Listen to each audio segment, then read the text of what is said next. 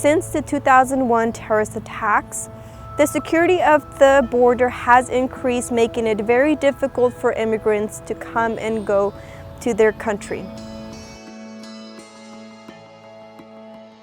Along with this journey that they face harsh conditions such as dehydration and exposed to kidnappings, extortions, and even murder that are organized by the crime gang activity along the border.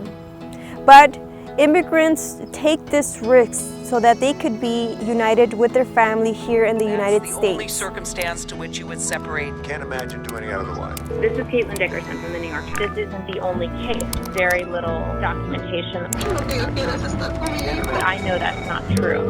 And the shelters really don't know what to do with them. I just got another person at DHS to confirm this.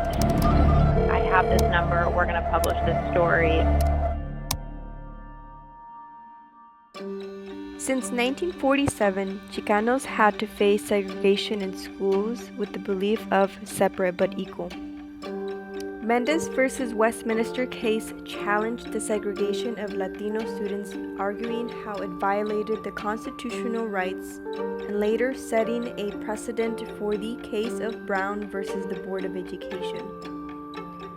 Even with this victory paving the way for many students, there is still discrimination 20 years later happening in the United States. In the movie Walk Out, it expressed the desperation of second and third generation Chicano students of the unfair conditions such as racial injustice, discrimination, and the lack of educational opportunities in the school system, and how the schools disregarded their culture and history. 57% of the students at Garfield drop out year after year. Victor Rios was explaining about the school-to-prison pipeline, that these students should stop being labeled from at risk to at promise, with the change of attitude coming from the educators. The educators are the ones who influence the students to pursue their dreams and the direction that they want to go. And with Victor's 3 strategies, such as getting rid of the deficit perspective in education, valuing the stories of each student, and providing resources to young people, because, like Victor said, grit alone does not cut it anymore.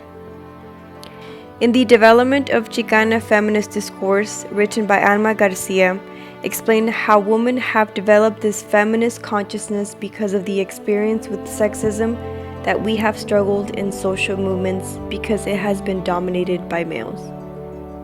For example, when women tried to voice during the Chicano movements, there was a group of loyalists that believed that the movement should not deal with sexual inequalities because it separated the community, and that the real struggle was to address the racial oppression.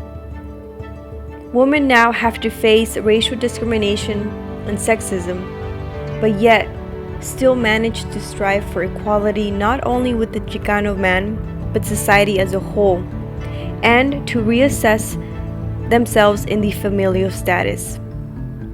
Latinas face racial profiling, such as the assumptions that they will not attend college because they will fall under the stigma of getting pregnant and dropping out of school.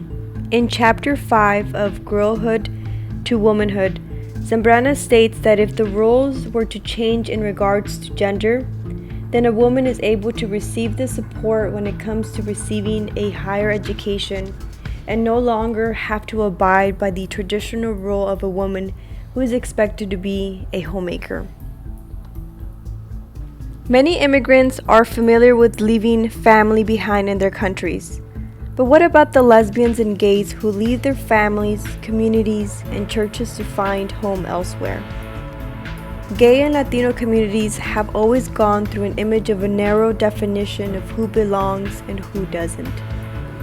In the chapter Gay and Lesbian Latinos Claiming la Raza, it mentions how the roles taken in society depends on integrating and not abandoning the community that has formed us, but through this period of separation and individually finding strength and clarity in accepting oneself.